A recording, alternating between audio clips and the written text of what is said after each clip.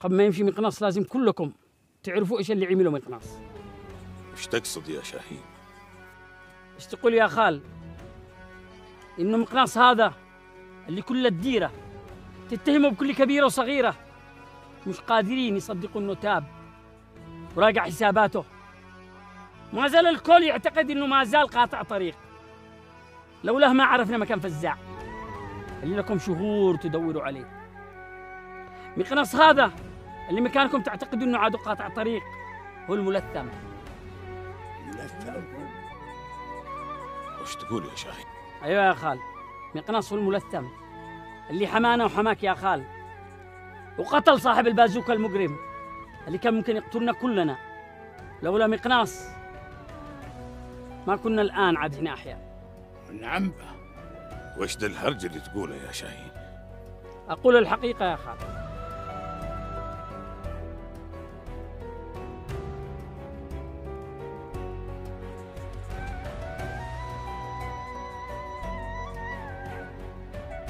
صحيح الهرج اللي قاله شاهين يا مقناص.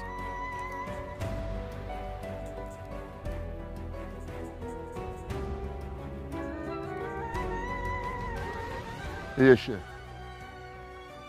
صدق شاهين بالهرجة اللي قاله. أنا خطيت، حين طلعت من الديرة وأنت مانعني. أطلب منك العفو والسموح، وأنا قاطع عهد على نفسي ما أخبر حد بالسالفة،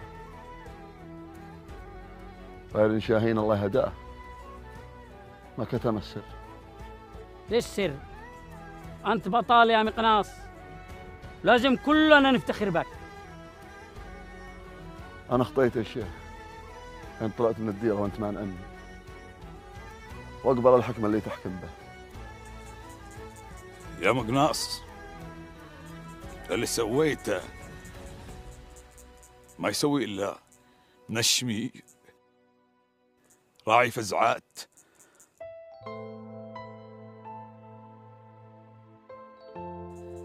يغار على هله وناسه. احنا اخطينا في حقك وحنا نطلب منك السموحة. حنا ما كنا ندري، لولا من اخبرنا شاهين. كفو يا شاهين، كفو يا شاهين.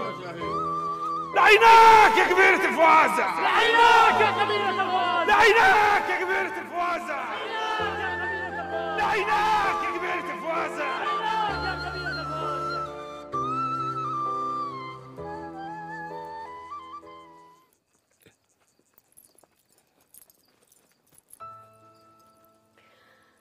خير يا شيخ، قالوا انك طلبتني اجيك.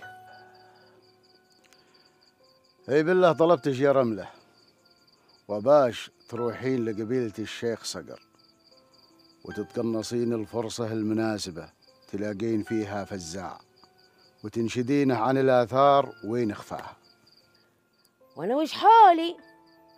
انت بآثارك وبتلقى منها قروش، وانا وش اللي استفيد منه؟ نجل غامر بروحي، ترى ما مصلي لا طالب مغفرة. فهمنا يا رملة إنك عبادة للقرش، وإن القرش دنياش وجنتش، وأنا ما ببخل عليش. خذي هذه القروش كلها لك، تفضلي. وش ذا؟ لا ما هقيتها منك يا شيخ، تبى هذه القروش القليلة شقاي. يا رملة استهدي بالله، خذي هذه القروش بالأول ولين تعاودين بالأخبار